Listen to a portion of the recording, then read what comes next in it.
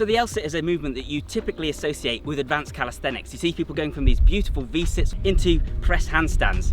I'm not quite there yet, but that's kind of my point. I think that the LSit is something that everyone should be doing, whether you're interested in getting a ripped set of abs or whether you just want to improve your general performance and your mobility. This is a great movement that everyone can use. We're going to talk about that right now.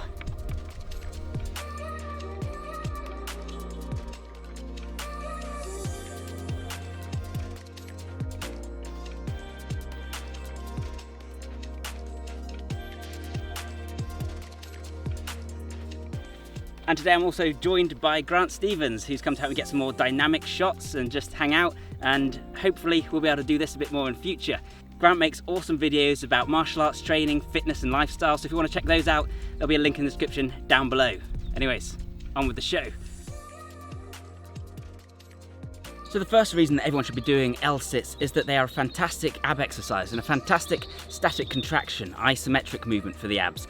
If you're doing a lot of plank because you want to build a great six-pack, then you should really be doing the LSit instead. This is a much tougher movement and you'll really feel it the next day. It really works the abs hard. So once you're at the point where the plank becomes easy, you can progress onto the LSit and you'll see much faster progress. Of course, if you can't do an LSit yet, there are lots of easier progressions which we'll get to in a moment. So, like I say, this is a movement that I think is for everybody. Obviously, the LSit is difficult because you're holding up the weight of your legs, and this requires not only the hip flexors, but also your core strength. Because your legs are quite long, your feet are going to be at the end of that lever arm, and that's going to make the movement more difficult. The best way to explain this is to first talk a little bit about different types of isometric exercise. So an isometric contraction is a contraction in the muscle where you're not moving through a range of motion. So if you've got two dumbbells and held them for as long as you possibly could, that would be an isometric contraction.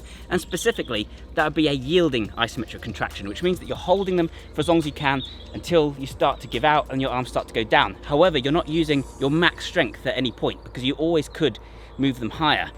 If you're using your max strength, say you were pushing or pulling against something that couldn't move, say you had a chain attached to the ground and you're trying to curl it, that would be an example of an overcoming isometric. And obviously this allows you to exert a lot more strength, and therefore it can build more strength more quickly. What's great about the LSit and the VSIT is that it has properties of both. It's a yielding isometric in that you're holding a position for as long as you can until you start to lower the legs, but you can also try and lift the legs as high as possible, attempting that VSIT, and thereby you're making it more of a overcoming isometric because you're essentially fighting against the resistance provided by your own body.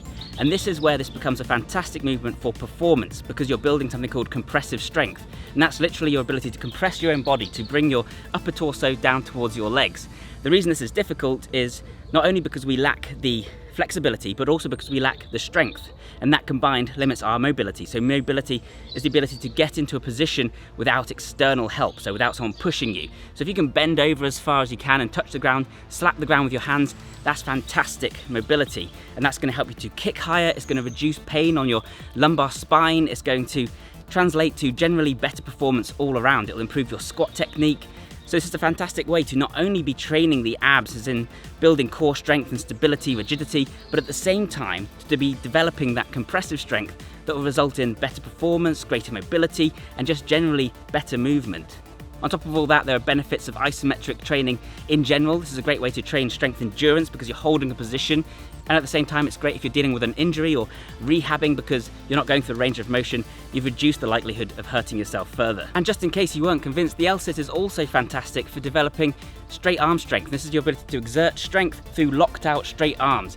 This again translates to a range of advanced calisthenics movements, famously the planche. It can translate to a better bench press because you're developing those serratus muscles and the scapular protraction. It can translate to reduced likelihood of injury during movements like the deadlift. Once again, this is a underrated aspect of strength and something that everyone can benefit from training. The LSit is a real gentle introduction, a real easy way to train that, and you're getting all these other benefits. So yes, everyone I think should be incorporating LSits into their training. So that's enough talking about why you should do the LSit. Now it's time that we actually look at how to do the LSit. So basically, I'm going to start by showing you on the floor because that seems like the most proper way to do it. You want to get into a normal sitting position with your legs sticking out, and now what you want to do is put your hands flat on the ground and twist your elbow pits outwards to keep them completely straight and locked. That's actually not 100% essential, but if you want to get those straight arm gains and if you want to work on that at the same time as your core strength, then it's a really good idea to start practicing that. So you're not trying to get your elbows facing out, you don't need your hands facing backwards, it's just drilling them into the ground, twisting them outwards to straighten out the elbows. Your hips under your shoulders and raise the legs like so to form an L. L for lemur or lion. I've been hanging out with my daughter too long. If you find that difficult, if your arms seem to be too short for your body, they're probably not. It is possible, but in most cases, what you can do is you can add a little bit of scapular protraction, curve the shoulders slightly. Alternatively, raise yourself up onto the fingers like so to give yourself that little bit more space. And as we were talking about before, if you want to work on that compressive strength, then you need to be trying to bring the legs actively up, not just holding them in place, but trying to raise them as much as you can. And what you're essentially doing is working against the resistance provided by your hip extensors, by your hamstrings and by your glutes. And that way you're going to be making it a more active exercise, and that way you're going to build more strength more quickly and be able to hold that position better and for longer. Something else to consider when you're performing the LSit is to try and keep the knees locked out, trying to engage the quads. This is what's going to provide the resistance. If they bend slightly at the knee, not only does it look less aesthetic, not only will it be harder to transfer to different movements, but at the same time, you're not going to be getting the same amount of resistance and you're not going to build up to what you're actually trying to achieve here. Another thing to think about, and I've been forgetting to do this a lot of the time here, is to point the toes if possible. Not only will this make it more aesthetic, but it'll also make it a little bit easier because you're going to not also be fighting a stretch on the calves. Obviously, if you struggle to perform a LSit, then the easiest variation is to put your hands up on something slightly higher up, therefore meaning you don't have to clear quite as much ground to raise your legs and you don't have to be in a full L. I'm going to be using some parallettes here. You can use all sorts of things, whether it's two chairs opposite each other or two handstand blocks. Simply hold on and then raise your legs. Another easier variation, of course, is to not straighten out the legs, but to simply hold yourself in a tuck position like this. And if you want a tough progression, what you can do is hold yourself in that LSit for as long as you can, and when you fatigue, pull into that tuck position, and that'll do it. However, I think what I would slightly prefer for most people is that instead of being in the tuck position, you simply hold yourself in as good an L position as you can, because this way you're still working on that mobility, you're still working against the tension in the antagonistic muscles, and that way we're building towards what we actually want to achieve. Of course, another variation is to perform an assisted LSit, and to do that you can obviously get a friend to hold your legs. You can use a resistance band that's hanging off of something, or gymnastics rings, or you can simply rest your feet on the ground slightly, lift them as much as you can, but if you don't clear the ground, then that's fine and it'll get better as you go. So on this channel, I always say that you shouldn't just focus on gaining the skills, it's actually the underlying traits that are more important. So if you want to be able to do the LSit or the VSIT, then what you really want to be working on is that compressive strength. And one way you can do this is with a move from gymnastic strength training called the pike pulse. So you're going to sit on the ground, legs straight out in front of you, locked out, then you're going to lean forwards with your hands and lean slightly forwards, trying not to round the lumbar spine too much, and then you're just going to pulse the legs up like this, and you'll immediately feel it. And as you get better at this, you can lean forwards and forwards. I can't. And what you want to try not to do is to rock like this, because then you're not actually working what you're trying to work. If you stick that into your workouts, that will help you to gain the mobility and the strength you need a lot quicker. So another move you can do to stretch your hamstrings that I've really liked recently is called the elephant walk, and I got this once again from Knees Over Toes guy.